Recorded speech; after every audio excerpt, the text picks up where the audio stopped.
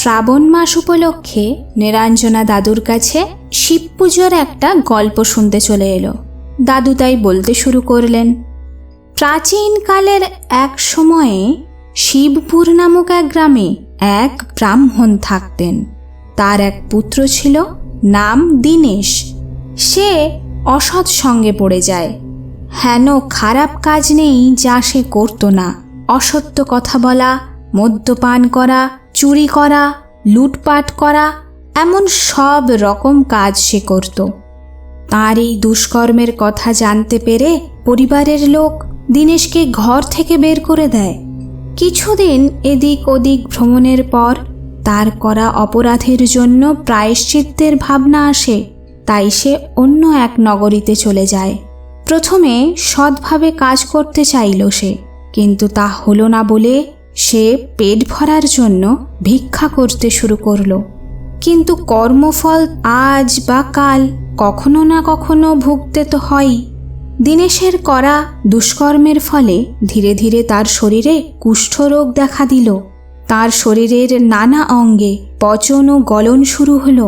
সে তখন নদীর ধারের এক বৃক্ষের নিচে কুটির বানিয়ে থাকতে শুরু করলো। দীনেশের এমন করুণ অবস্থা দেখে দয়া করে কিছু লোকজন তার ওই কুটিরেই ভিক্ষা দিয়ে যেত। ভিক্ষায় কখনো কেউ ভোজন দিত, কখনো বা কেউ পরনের বস্ত্র দিত। এতে করে দীনেশের দিন চলতে লাগলো। ধীরে ধীরে দীনেশের অন্তরের মলিনতা কাটতে শুরু করলো। দীনেশ প্রতিদিন নদী থেকে এক ঘড়া করে জল ভরে আনত, আর কুটিরের কাছে বৃক্ষের নিচে মাটিতে অর্ধেক পোতা একটি কালো রঙের শিলার গায়ে সে হেলান দিয়ে রাখত ঘড়াটা। এমনটা করার সময় ঘড়া কাত হয়ে কিছুটা জল ওই শিলার উপর পড়ত। আর এই ঘটনা প্রতিদিনই ঘটত। এমনভাবেই একদিন ঘড়া করে জল এনে ওই শিলার গায়ে হেলান দিয়ে রাখতেই দীনেশের প্রাণ ত্যাগ হয়ে গেল। তারপর যমদূত এসে দীনেশকে নিয়ে যেতে উদ্যত হয়। ঠিক ওই সময়ে আকাশ থেকে এক দিব্য সুন্দর বিমান নেমে আসে। তাতে করে শিবদূতেরা আসেন আর যমদূতেদের বলেন, আপনারা একে নিয়ে যেতে পারবেন না। এ নরকে নয়, শিবলোকে যাবে। যমদূতেরা বলে, এ তো অনেক পাপকর্ম করেছে, যার জন্য এর পরিবারও একে ত্যাগ করেছিল, তাই এ নরকেই যাওয়ার যোগ্য। এ কথা শুনে শিবদূতেরা বলেন, এ নিজের কুকর্মের জন্য প্রায়শ্চিত্ত করেছে, আর জীবনের শেষ কটা দিন অসম্ভব নরক যন্ত্রণা ভোগ করেছে।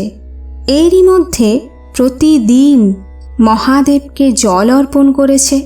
এই গাছের নিচে যে এই শিলা, এ কোনো সাধারণ শিলা নয়, এ হলো শিবলিঙ্গ। বহুকাল থেকে এখানে বিরাজমান।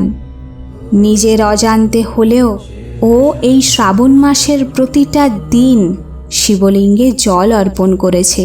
তাই ও এখন যমলোকের নয়, শিবলোকে যাওয়ার অধিকারী। এই বলে শিবদূতেরা দীনেশকে নিয়ে শিবলোকে গমন করলেন। এমনভাবেই শিব পুজো করে এই কথা শুনলে ও শোনালে তারও শিবলোকের প্রাপ্তি হয়। ওম নমঃ শিবায়।